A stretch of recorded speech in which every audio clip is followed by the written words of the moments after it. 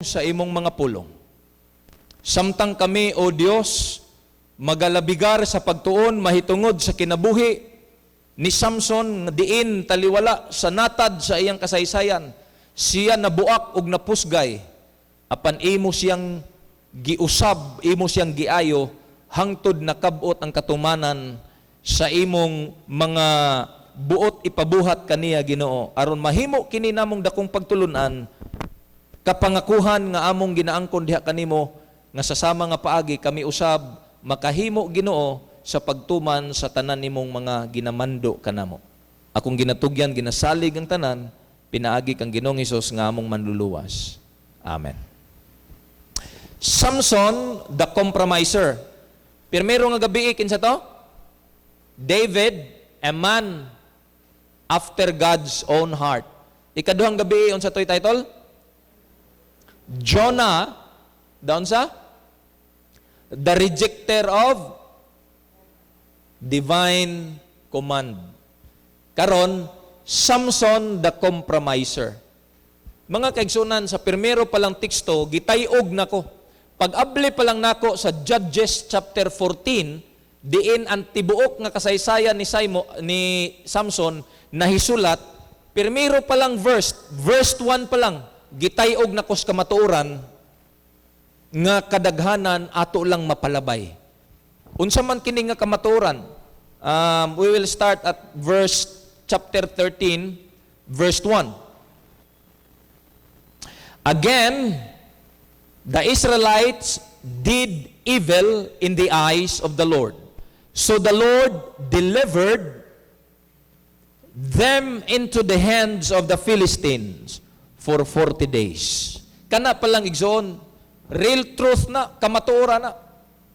God cannot protect His people when His people are sinning. Kana bitaw magtuota nga ang protection sa Ginoo nato, naa, and then we know nga kita nagpakasala.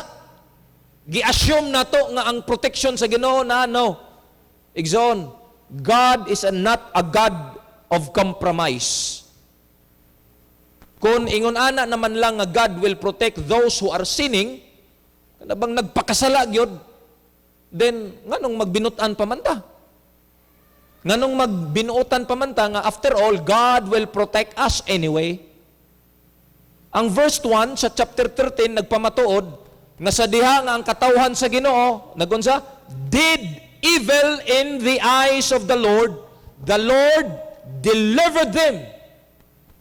Gitugyan sila sa Dios ngadto sa mga Pilistihanon. Dili lang usa ka adlaw, dili lang usa ka semana, but 40 days, 40 years, equivalent to one generation. Sa Bible times, generation will range to 30 or 40 years, that is considered one generation. Usa ka henerasyon nga mga katuigan, gitugyan sa Dios, buti pasabot, gibaliwala sila sa Ginoo because they are doing evil in the sight of God. Mo ni mga kaigsunan, dapat unta manghinuklog taan nga ang Ginoo dili makaproteksyon nimo og nako kung kita mismo nasayod nga kita nagpakasala at tubangan sa Dios. Verse 4, you will become pregnant.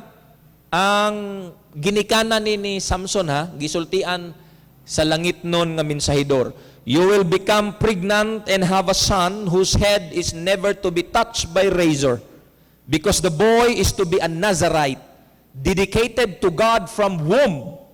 He will take the lead in delivering Israel from the hands of the Philistine. So kay 40 years man, ang mga Israelinhon na-captured under the power sa mga Palestinian, tungod kay nagpakasala sila, gitugyan sila sa Ginoo. Here comes the day nga ning abot that God will deliver His people from the bondage of Philistine.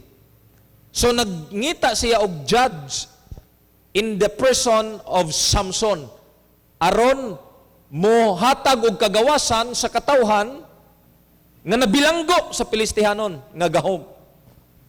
Pero ingon ang Dios, ginikanan, wala gyoy razor nga mutandog sa iyang buhok. Walay walay gunting or any hait nga mga butang nga mo tandog sa iyang buhok tungod kay kining bata is a Nazarite. Do you know what is Nazarite? Nazarite is someone separated and dedicated to God for holy purpose. Unya ang pagdidikar, kita magdidikar ta dire. 1 year after, 2 years after, ang bata or less than a year atong i-child dedicate. Pastor, pa-child dedicate me. Sa unang panahon, si Samson, sa tiyan pa lang sa ginikanan. In mother's womb pa lang, he was already considered a Nazarite, dedicated na. Muna sa mga ginikanan nga nagplano mag-anak, wala pa lang mulugwa na yung bata, diha palas taguangkan, you can already dedicate your child. Ellen G. White nagsulti, nga kini og ang Biblia nagsulti tungod kay gisaysay man sa Biblia, nga kini nga bata, dunay talagsaon nga gahom. O gipasabot ni Ellen G. White usab sa iyang sinulatan, physically, he was the strongest man upon earth. But, in self-control, integrity, and firmness, he was the weakest of men. His passion were not held in subjection to reason and the fear of God. Kusgan siya, walay question. Pero sa iyang pagpugong sa kaugalingon, sa iyang integridad, kabalo mo sa integridad, integridad or integrity is something you've done alone without anyone as a witness. Muna integridad, kanang imong gibuhat, nga kanang ikaw ragay na sayod. And firmness. Mga kaigsunan, kanang batasan nga moingon, pasagdi ko, ingon anig yung ko. Igsoon, if you cannot control that, si Samson, kusgan siya, pero ang nakadali niya, because he lacked self-control, mabitaw nang sa Facebook karon na trending, sa iyang kainit sa ulo, tibuok kinabuhi ang nadisgrasya, apil pa ang pamilya. That's why, importante ang self-control, integrity and firmness. Nga naman, usa lang na kadesisyon nimo, guba hasta imong kaugmaon. And Samson have a problem in this thing. Judges chapter 13 verse 8. Then Manoah prayed to the Lord, "Pardon your servant, Lord. I beg you to let the man of God you sent to us come again." Ginoo, katong imensahidor ba nga imong gipadala? Pabalik ka siya? For what reason? Teach us how to bring up the boy who is to be born. Imagine ka? Bisan ang bata, this is a good point. Bisan ang bata, gisulti na sa Ginoo nga pinasahi na. Bisan ang bata, gitagna na daan nga kanang bata nga mogawas sa imong taguangkan, Manoah. Mauna ang mupagawas sa katawhan sa Israel. Kanang bata kusga na, kanang bata judges na, maghuhukom na, mahimo ng bantugan. Bisan tuod, he was destined to be God's judge. Pero si Manoah ning ingon gihapon sa Ginoo, "Ginoo, pabalika ang imong mensahidor aron tudluan ko unsaon pagpadako sa bata." Mo ni mga kaigsunan, dili porque gidedicate ang inyong anak diri sa simbahan, dili porque inyong gidala matag Sabado pagsimba or sa Sabbath school or sa children's division, okay na. Kay kung mauna ang atong statement, mas labaw tong okay kang Manoah. Kay wa pa na tao, gitagna na sa Dios daan, mahimo ng judge. Pero taliwala ni ng tanan, ingon pag Manoah, "Ginoo, pabalik ang mensahidor, tudloi in taon ko how to brought up this child." So bisan gitagna sa Dios, if kita nga ginikanan lack a parenting skills based in biblical guidance, guba gihapon bisan gitagna sa Dios. Proverbs chapter 22 verse 6, "Train up a child in the way he should go. and when he is old, he will not depart from it. Tudluan ang bata sa dalan diin iyang pagalaktan, ug kun siya mudako na, siya dili mubiya niini. I don't know sa inyo mga kaigsunan, lain-lain man tag-brought up sa pamilya. Pero ako, Brother Rex, makaingon ko nga kung brought up karon nga Adventista ko, gikang yun sa akong pagkagamay pa nga bata. Because even until now, tamis pa sa akong panumduman, alas 4 buntag mangmata mi og worship. Kita na anak man ta siguro kamo, nga anak mamog mga ginikanan nga karaan. Tamis pa sa akong panumduman, nga akong lula, dili mi paliguon og Sabado, Brother Rex. Birnes alas 4, ligo na mi tanan. Sabado way dungagay. Ang buto akong ginikanan, grabe man ka-stricto sa una, kung mga lula. Di may padungagon. Mabito ng kabalo ko, unsaon nga ang kanon, dungagon mo Birnes, pagkasabados odto, pag-ablin mo, init pa. Kay pag dungag ni lula, ibutang na niya sa kaldero, unya ibutang sa karton, ang karton, punon niya kanang uhot sa, kanang ginaling, kanang nilabay sa ginaling ba, kanang uhot sa humay. Mo na ibutang didto. Kay ang init dili man makagawas. Unya ablihan yung kaldero, ang kanon butangan niya og dahon sa saging. Basta murag na istak ang init didto. Unya pusto niya sako, katong sako nga karaan nga katong murag abaka. Wa na ko kita ana karon. O nga brown og color nga dagko bisag tulo ka tawo masuod. Basta pag paniud to igsoon, pag abli murag bag-ong dinungag ay. Nya kami di na may magdagandagan sa simbahan kay wa gyud miligo Birnes pa. Mao nang naanad-anad po ko karon usahay nga di kaligo og Sabado. Siguro sa brought up ni nako sa gamay pa. Train up a child in the way where he should go, and when he is old, he will not depart from it. Judges 13:24. The woman gave birth to a boy and named him Samson. He grew, and the Lord blessed him. And the Spirit of the Lord began to steer him while he was in Mahane Dan between Zorah and Estaol. Samtang nagdako ang bata, samtang nagtubo siya, naglihok ang Espiritu sa Ginoo pagkanindo, no? Kana bang nasayod ta nga atong mga anak, nagtubo nga naa ang Espiritu sa Ginoo? O gani, pipila ka mga butang ang nahimo ni Samson sa diha nga gitugyanan siya sa Ginoo sa usa ka talagsaon nga gahom. Una, nahimo ni Samson ang pagpatay sa leon. Pinaagi lang sa iyang kamot. Nahimo ni Samson ang pagpatay sa nilibo o usa ka libo ka mga Pilistihanon gamit lang ang bukog sa asno. Nahimo ni Samson pagpatay ang daghan nga mga Pilistihanon dito sa Itam. Nahimo ni Samson pagsunog ang mga pananom, mga trigo sa mga Pilistihanon nga iyang gipangdakop ang pila ka buok? Gipangdakop niya ang mga fox, mga milo. Gipangbaligkos niyang ikog, gipangbutangan niya torch. Mao'y nanagan dito sa mga trigo, pirting sunuga kayo. Nahimo na ni Samson. O gani, nahimo ni Samson, nga niadtong tungura, ning gawas ang tubig, sprinkled in Hakori. Sa chapter 15, verse 18 to 19, sa Judges. Nahimo ni Samson pagtanggal sa gate of Gaza.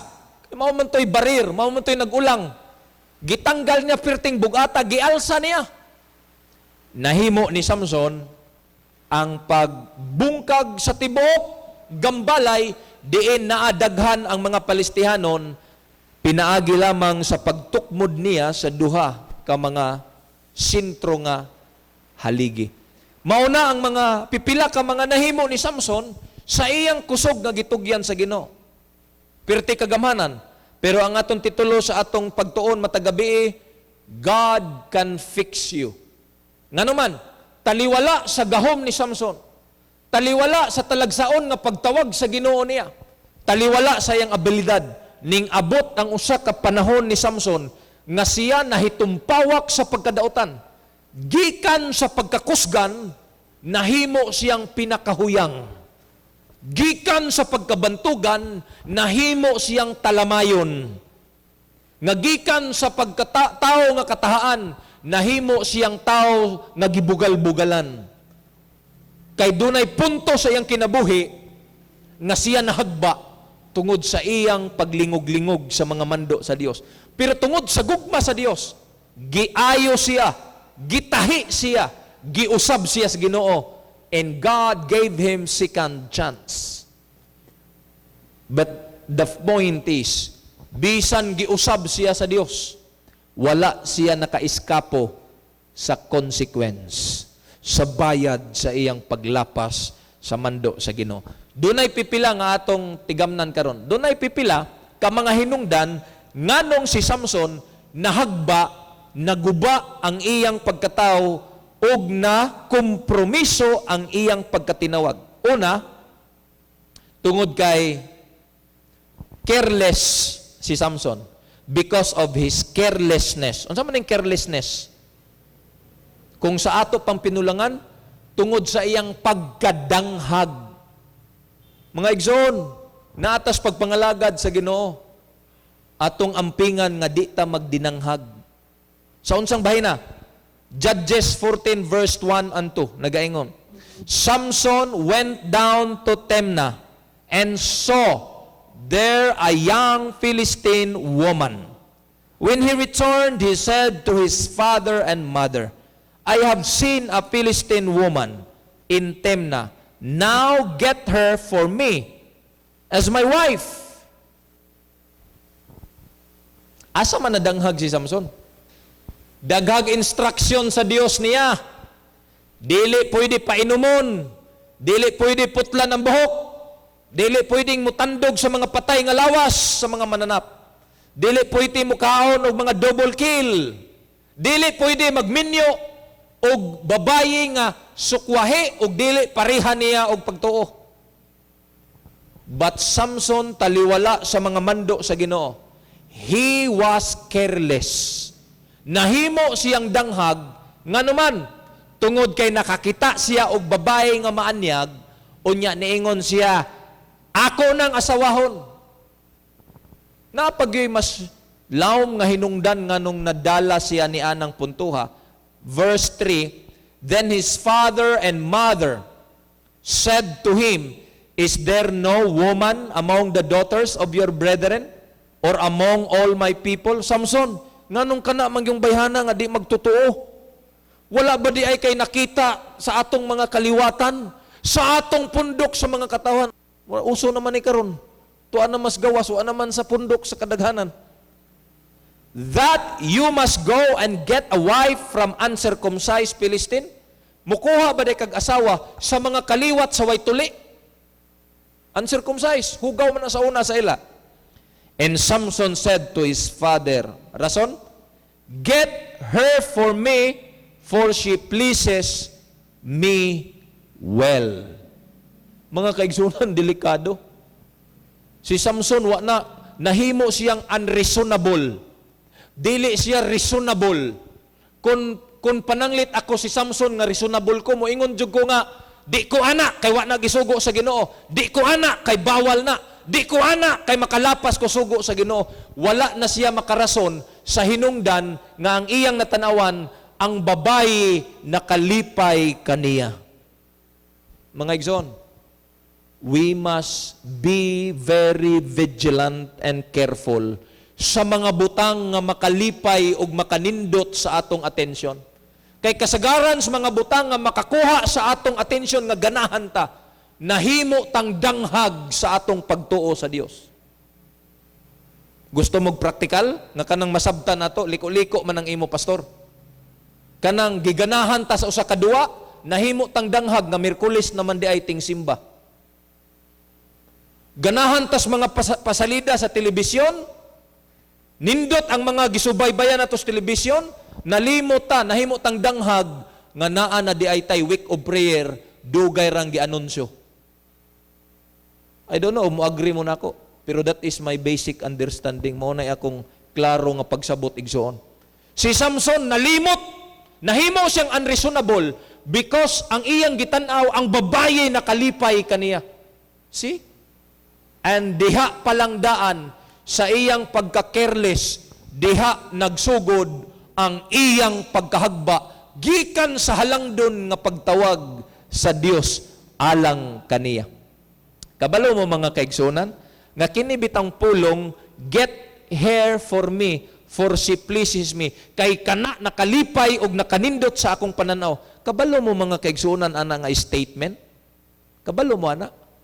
Mauna ang statement segundos sa wa pa nagpakasala si iba. Kung balikon, mauni nga statement, mauni nga pinulungan, ang gisulti o gilutok ni iba ang una natong ginikanan segundos sa wala pa siya makasala. Atong basahon ang Biblia. Ingon ang Genesis chapter 3 verse 6, sa diha nga ang babayi nagtan-aw sa bunga sa kahoy sa pag-ila sa maayog sa dautan nga gidili sa Ginoo, when the woman saw that the fruit was good for food, and then what? Pleasing to the eye. Di ba maong gisulti pong Samson? Kuhaan ang bayhana kay pleasing to my eyes. Di ba maong gisulti ni Eva? Kalami ba? Pleasing to the eye. And also desirable for gaining wisdom. She took some and ate it. She also gave some to her husband, who was with her, and he ate it. Mga kaigsunan, let us not be careless. By, unsa man, sunod-sunod sa mga butang nga nindot sa atong mga pananaw. Sunod-sunod sa mga butang nga nindot sa atong panglasa, nindot sa atong hunahuna, nindot sa atong mga pagbati, igsoon, bantayan, kasagaran nga makakuha sa atong atensyon, mahimo tang danghag sa mga mando sa Dios. Masilaw kas kanindot sa sweldo, masilaw kas kanindot sa oportunidad, masilaw kas kanindot nga malingaw ka, masilaw kas mga hudyaka sa palibot, masilaw kas mga barkada nga nindot iugoy-hugoy kanila, nalimot ta, nahimo tang danghag nga duna daytay buluhaton nga pagahimoon. Ephesians chapter 5 verse 17. Nagtambag si Apostol Pablo, don't live carelessly, unthinkingly. Make sure you understand what the masters want. Perting ninduta aning tekstuha pamalandungon igsoon. Make sure. Brother Rixie, siguro agayod nga imong masabtan unsay gusto sa langit nun nga amahan. Igsoon. Ato bang nasiguro? Kung unsay iyang gusto, nasabtan ba gayod nato? Or mas nasabtan nato kung unsay atong gusto? Kana bitawng maglakaw ta sa salog. Ako igsoon, labi nag sa musulod tas mga mall niya, nadahay gamay nga karatula, wet floor, or floor wet, unsa na dahang nakabutang. Layo manggay taglikayan, kay human ako ana na slide ug napusdak. Amping taoy, amping sagdanan ha. Careful kayo ta kay dili na mabalik. Sanglit si Apostol Pablo nagsulti, don't live carelessly. Ampingoy. Pag ingog don't live carelessly, before you act, before you do something, before you decide nga mungadto ka, huna-huna asa kung wa ba kay mapagan. Ilabi na ang imong pakigdugtong sa langit nun nga amahan. Naitrabaho gi-offer sa imo, huna-huna asa kung wa ba'y mapagan ana.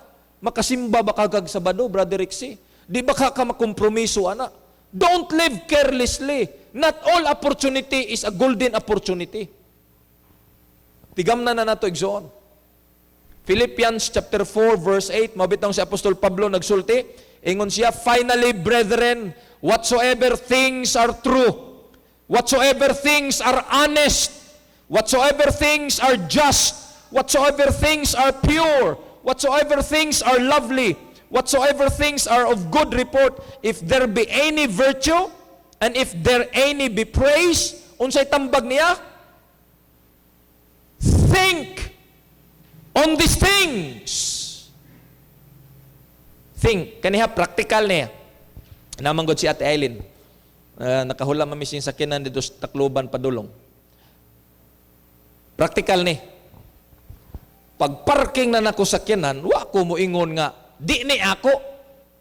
Kaya ang angkon, mustubag kog dili ako, kung naay nangutana, kinsa na. Di mo ingkog, di ni ako. Ang angkog pag-parking na ako, mutanaw kong kauban niya mo ingkog, hoy, di ni ako. Mura taanag ka ng grade 1, section 10. Pag-parking, naingon man sila, bagohag sakyanan, oy, di anto pag nako, panalangin sa Dios. Di ba, Ate Eileen? Panalangin ba yan ni mong sakyanan? Oh. Naghulat radyo kog na imo ingon nga, imo na, pastor, kaya akong tubagon nga dili. Lisod man pag mo ingon kog, hapit na ihatag. Nawa, katawa sila. Karon mga kaigsunan, daghanag yung nagtanaw-tanaw, bla, dagag-tanaw-tanaw, kami kama mo na mga bag-o. Bag-o gahi kami kamon, pagka nindot. Ko pastila, no? Pila man ang monthly, ani? Monthly, magyun natin. Monthly. So, daghanan naghuna-huna. Kadawat kog bonus karon, mag-monthly ko. O, kung i-monthly ni mo imong bonus, Brad, tigam ni, kana imong bonus, usara na ka month. Pagkasunod month, bira na po ng sakyanan. So, unsa may practical, ani? Pwede mo magsakyanan, why problema badrex, why magbuot kay ato man ang gamit. Pero pangutana, mo sustain ba ang imong sweldo monthly for 5 years? Mo sustain man siguro, pastor. Mo sustain lagi, pero buwad na imong kanon kada adlaw. Ngano man, unahon man nimo ang sakyanan. 15 atos 20 mil. Di nakakaligo sa Sabin. Di nakakaligo dito sa Sunset Bay. Nya kay mo gasto biya ka Sunset Bay kay mo ingon po mga XRM boys. Pastor, anami ha, sugbatag isda. Oh, ayaw mo ganhi-ganhi kay ako ning ibayad sa sakyanan. Bati po kayo, ana tay amigo ana. So whatever things are lovely, whatever things are true, ingon sa Apostol Pablo, think about these things. Ayaw pagdesisyon nga wa nimo huna-hunaag maayo because that means carelessness, and carelessness will make my relationship to God makompromisa. That's why Proverbs chapter 4 verse 23 it says, carefully guard your thoughts. Biblia na ninsulti. Bantayi imong hunahuna because they are the source of true life. Ano ginadri Brad Abilo eh? Dili pwede, hala sulagma man eh. Hala wag ganito tuyo ah. Tanan na dire. Na nagtuyok diri sa hunahuna. Ellen G. White says, it was not enough that Samson, the child who was to deliver Israel, should have a good legacy at his birth. This was to be followed by careful training from infancy. He was to be trained to habits of strict temperance. See? Dili tungod kay gitagna ka sa Ginoo, okay na. Ingon si Ellen G. White, it must be followed. Sundan gyud na siya. Dili tungod kay gidedicate na nimo imong anak, okay na, sundan gina nimo siya, Brother Binson, sa unsa man, careful training. Ikaduha, nga nahagbaan ni Samson because of compromise. Unsa man ning compromise? Kompromiso ba? Duhay baruganan, why baruganan nga insakto? Mura og statsa, mo abante, mo atras, compromise. Ang opposite sa compromise kanang no, yes, mo ginati Eileen. Kung no, ay nagdaghana. Kung yes ka, yes, wa nay depende ayaw. Kay makompromise ka na. Kung dili, kung oo. Kay ingon ang Biblia, lapaw ni ining tanan, iya ni sa dautan. Di ba nakabasa mo ana? Sometimes later, when he went back to marry her, yan ang minyuan tong dili magtotoo. He turned aside to look at the lions, unsa? Carcass. Mungadto nun to sa babae, kay iyan ang minyuan, ning balik pagyud siya, kay iyang gitanaw ang patayng lawas sa leon, in which gisultian siyang dili pwedeng mutandog og mga patay. Nya unsa may gihimo? And In it he saw a swarm of bees and some honey. He scooped out the honey with his hand and ate as he went alone. When he rejoined his parents, tanawa ha? Ningkaon pagyud siya sa honey. He gave them some, and they too ate it. But he did not tell them, kanang nga word, kanang pulong nga but he did not tell them that he had taken the honey from the lion's carcass. Compromise na. Ning hikam na siya, gilimbungan pagyud niya ayang ginikanan, gipakaon pagyud niya sa iyang pagpakasala. He did not tell them. 16 verse 1. One day Samson went to Gaza where he saw a prostitute. Liman ka na? Pila na ka-compromise. Nakakita na po sa prostitute. He went in to spend the night with her. Mga kaigsunan, ikaduhang nahagbaan ni Samson, a life of compromise. Kana bang, sige lang Brad, kausa ra bitaw ni, balik lang taog ma. Sige lang, karon ra bitaw ni, unyang hapon simba lang. A life of compromise. Pila ka adlaw ng week of prayer, 1 week man na, absini lang sa karon, ato sa ning humanon, balik na lang ugma, total na pa may 3 ka adlaw na habilin. A life of compromise.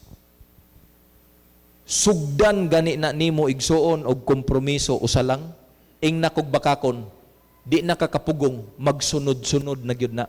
Human si Samson ning kaon sa dugos, dihas patayng lawas sa leon. Iyang gisundan pagpakaon, iyang ginikanan, wa niya sultii, gisundan na po niya, nga ningdog siya og prostitute.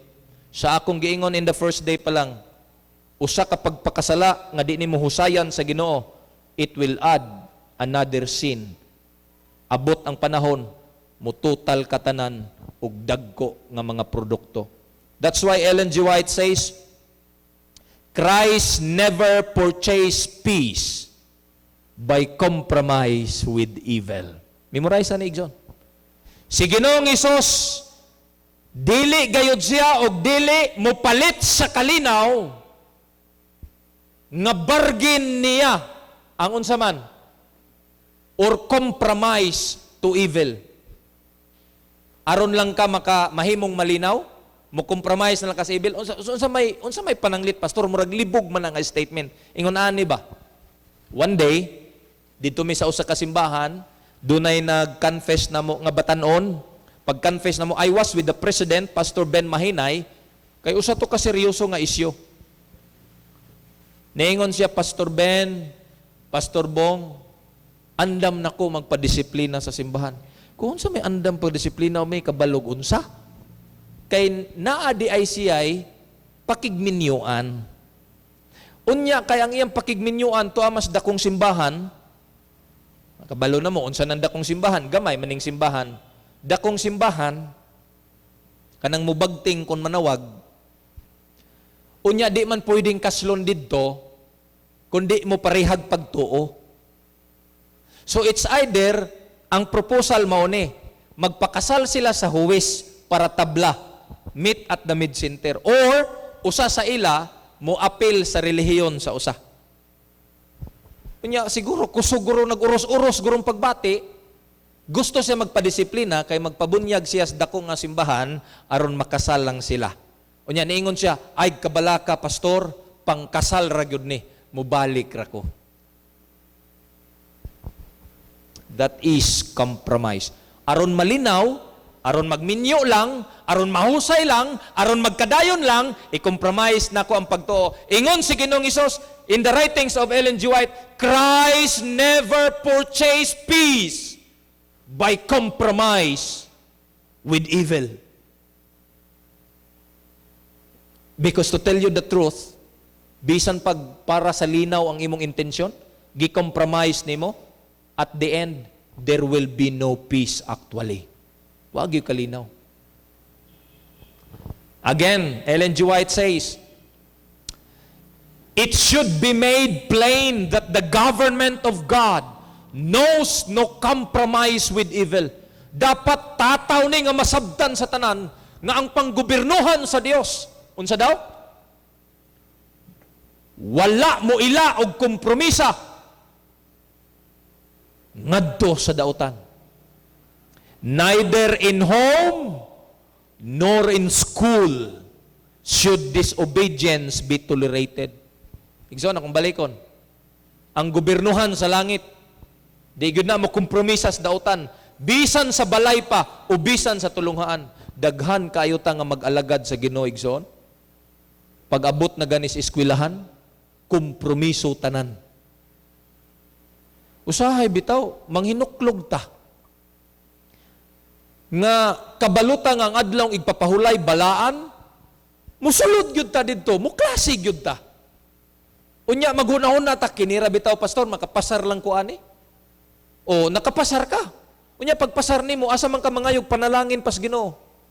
You are already compromising, sultian to mo igsoon. Bisan pag unsaon, if we compromise, there will be no blessing from God. Because the government of heaven do not tolerate compromise, whether in home or whether in school.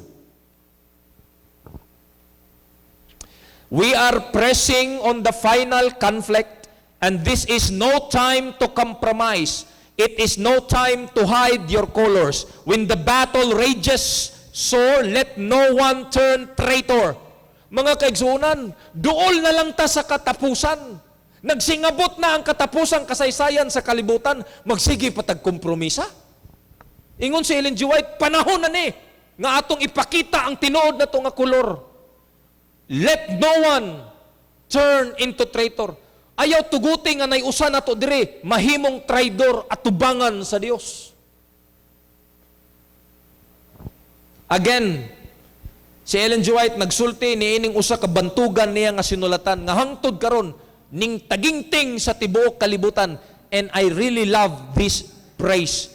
Ingon siya sa Book of Education, page 57, paragraph 3. The greatest want of the world is the want of man. Mo nagikinahanglan sa kalibutan, mga tao, pero unsa mang klasiha sa tao? Men who will not be bought nor sold. Di jud ka mapalit. Imong prinsipyo, di na mapalit og sweldo, nga lapason lang ang Sabado. Men who in their inmost soul are true and honest.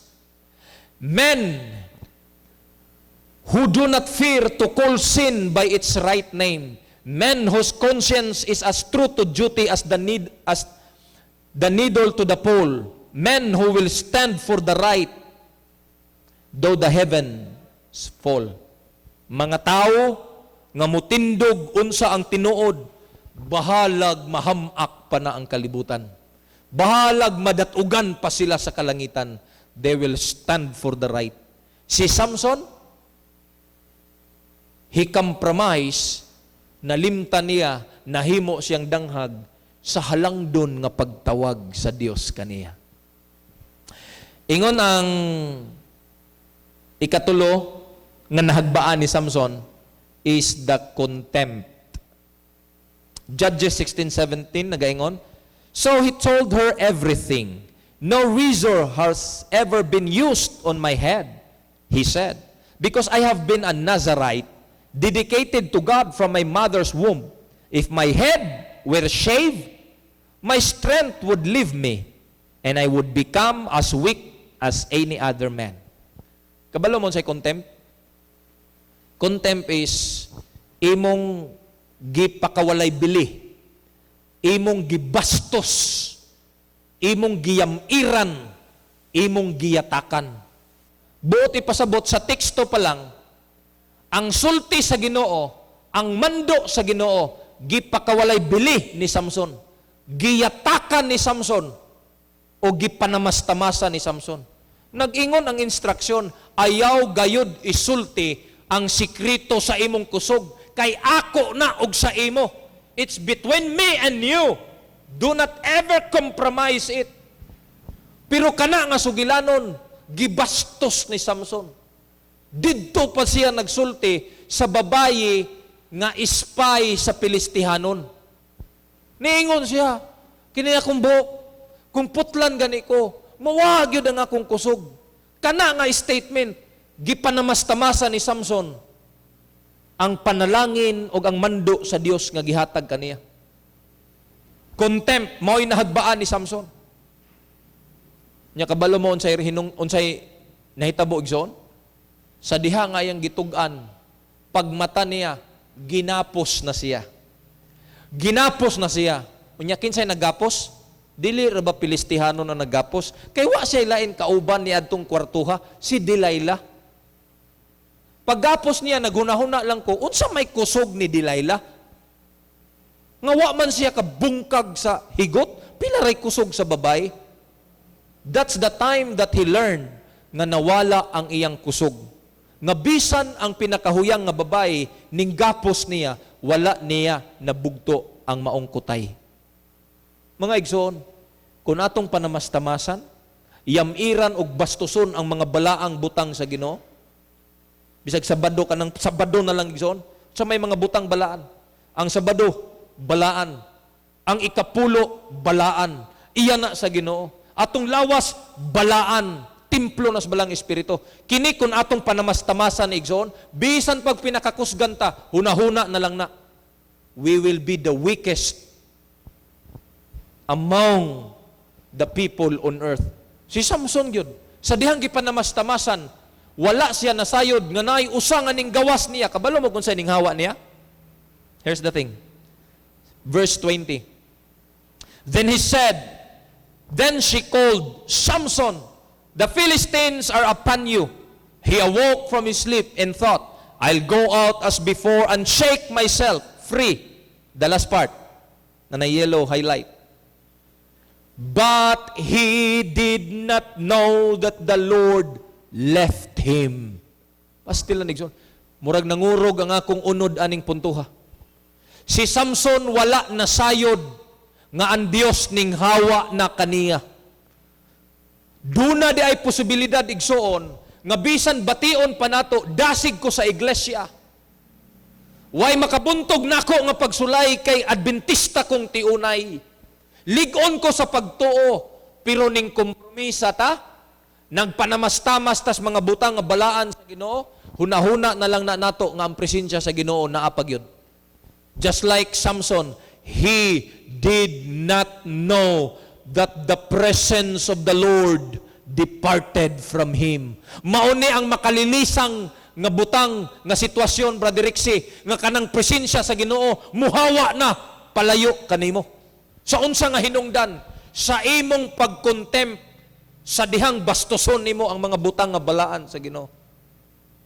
Sige, tagkanta-kanta ng balaan, balaan, Dios nga gamhanan.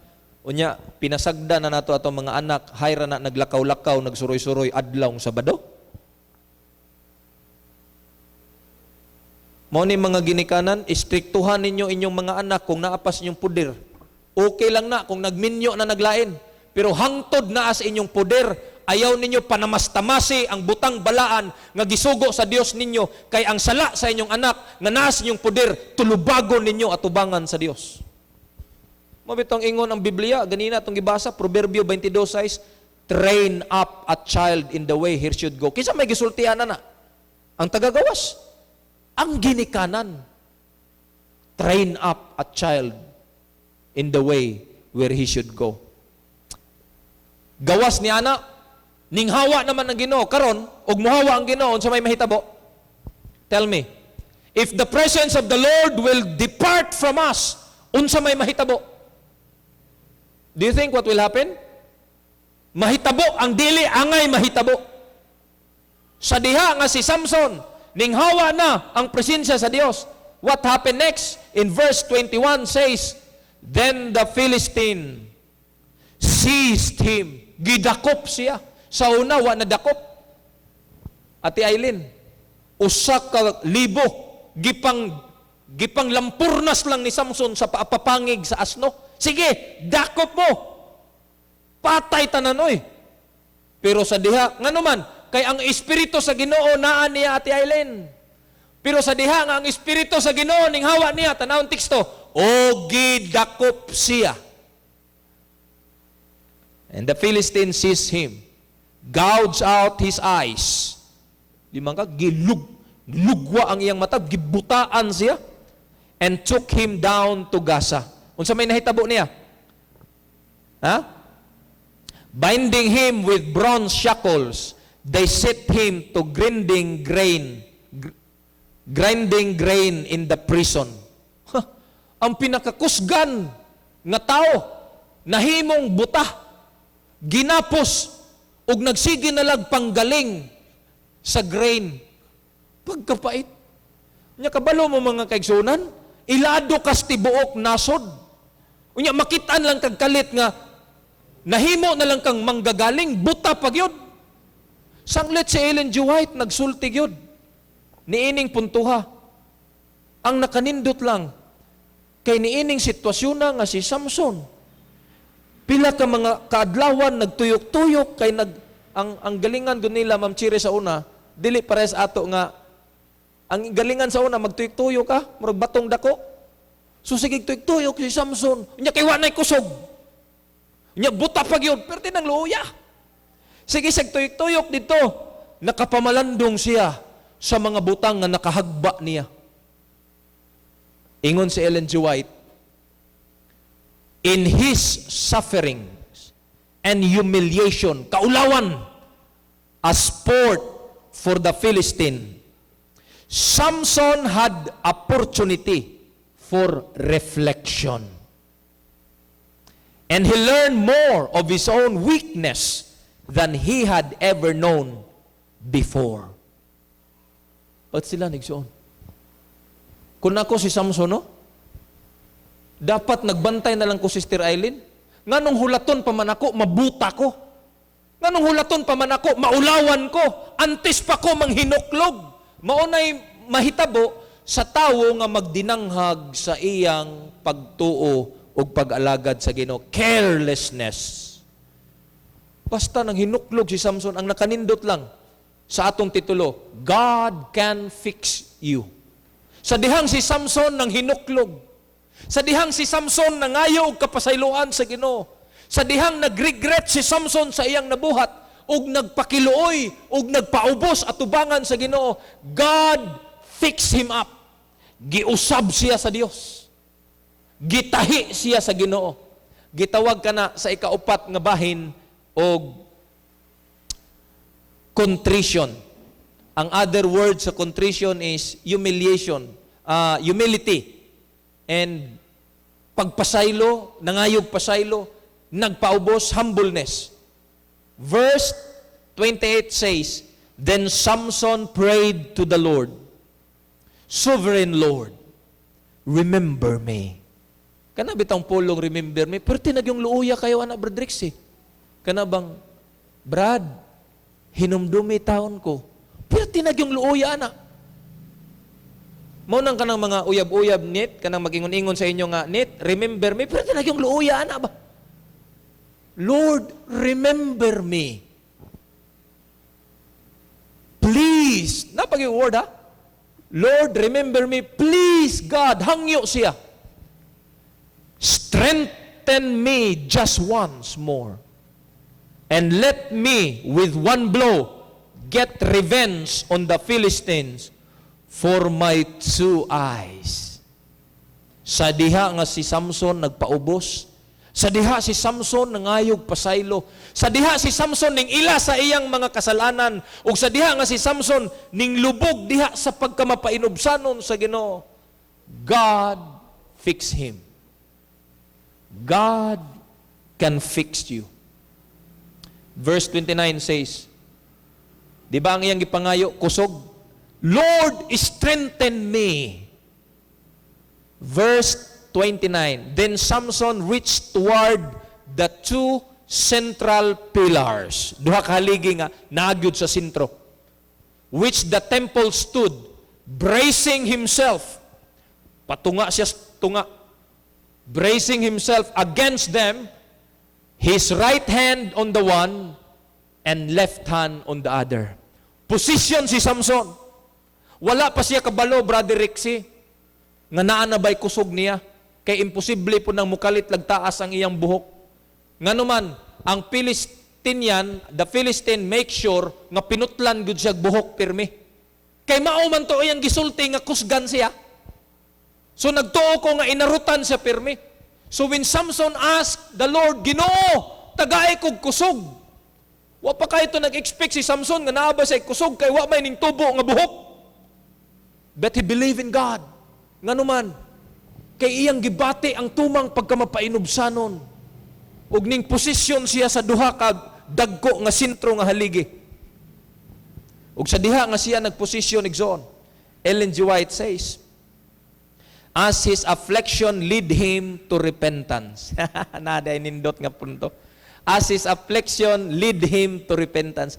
Sa diha nga ang iyang kasakit ning hatud niya sa paghinulsol, his hair began gradually to grow. Ingon ka, pastor, pinutlan. Unya ingon malas Ellen G. White, began gradually to grow. Samson did not notice nga ang iyang buhok ning taas. Why? If Samson knew nga ang iyang buhok nagtaas, he should have believed in himself nga naa siya kusog. But instead, the Bible says, niingon siya, Lord, give me strength. Therefore, wala na hibalo si Samson nga sa diha nga siya nangayog pasaylo, sa diha nga siya nagpaubos, hinay-hinay gibalik sa Ginoo ang iyang kanhi nga kusog without noticing it. Take note, wala na hibalo si Samson nga ang presensya sa Ginoo ning hawa niya. Di ba ato tong nabasa verse 20? And this time, Samson did not notice also nga gibalik sa Ginoo ang iyang kusog. Meaning to say, the presence of the Lord is with Samson and he did not notice also. Pagkanindot igsoon. Indicating the return of his extraordinary powers, but his enemies regarding him only as fettered and helpless prisoner felt no apprehension. Dugay ra na Samson diha, oy, pila na ka mga panahon naglubog, buta pagyod. Wa na nay kusog. Murag ning iyang buhok ming taas na. Pero wa na nay kusog, oy. Tanawa, naglisod na ginag-arsa sa galingan. But that time, ning balik na diang kusog ni Samson. And what happened next is found in Judges 16 verse 1. Samson said, "Let me die with the Philistines." Then he pushed with all his might, and down came the temple on the rulers and all the people in it. Take note, pila iyang napatay sa una, sa Itam daghan ang napatay. Daghan sag napatay usa ka libo pinaagi sa iyang bukog sa asno. But this time, take note, ingon ang last verse, thus he killed many more when he died than while he lived. Mas daghan pa siyag napatay nga mga kontra, mga kaaway sa dihang nabungkag ang templo kaysa iyang gipangpatay sa unang panahon nga kusgan pa siya. What is the point here? Ang punto ani igsoon nga bisan si Samson naka-eksperyensya og pagkahagba sa kinabuhi. Bisan si Samson giyamiran, giyatakan o gipanamastamasan. Tungod kay si Samson ning luhod at tubangan sa Ginoo, ning ila sa iyang pagkamasalaypon og ning hangyo Ginoo, hinumdumiin taon ko. Nagpakaubos ako sa imo. God fix him up. Giayo siya, Brother Rixie. Giutro siya sa Ginoo. Ug sa diha nga giutro sa Ginoo, gibalik ang iyang kanhi. Dili lang kay kanhi. Ang Biblia nagpamatuod nga ang iyang achievement to judge the people of Israel, mas daghan pa siyang napatay nga kaaway. Human siya nahagba kaysa mga panahon nga wala pa siya nahagba. Di ako nag-analyze mga kaigsunan that when the Lord will fix you up, when the Lord will fix me again, I can do more things kaysa una pa na akong kinabuhi. Morning kung uban ninyo karon igsoon, naka-experience man og pagkahagba sa kinabuhi in any form, sa lain-lain nga mga sitwasyon, sa lain-lain nga mga anggulo sa kinabuhi, all we need to do is to humbly kneel before God. Di na ta maghinambog igsoon. Luhod ta Ginoo, hinumdumi in taon ko. And just like Samson, although he suffer, asa man siya ning rape sa consequence, Samson died. Namatay si Samson. Maunay consequence, kay wa man gibalik sa Ginoo ang iyang mata. Buta man siya. consequence na although naka-perform si Samson, although gipatawad si Samson, although gibalik si Samson, although nahimo nga dakong achievement ni Samson, yet he died. That is his consequence sa mga butang nga iyang gikompromisa at ubangan sa Ginoo. Mga kaigsunan, the bottom line here, nga bahalag na ay consequence, basta iya lang yung natuman ang iyang buluhaton to judge the people of Israel. And he killed many enemies. Nang hinaot ko mga kaigsunan nining kagabihon, kung naay mga panahon nga mubati ta mura ta Samson, useless. Wa na gyoy ikabuga, wa na ikaduulan, wa na gyoy paglaom. Remember Samson, God can still fix us into a better person, better than before. Ang Ginoo magapanalangin kanatong tanan maayong gabi.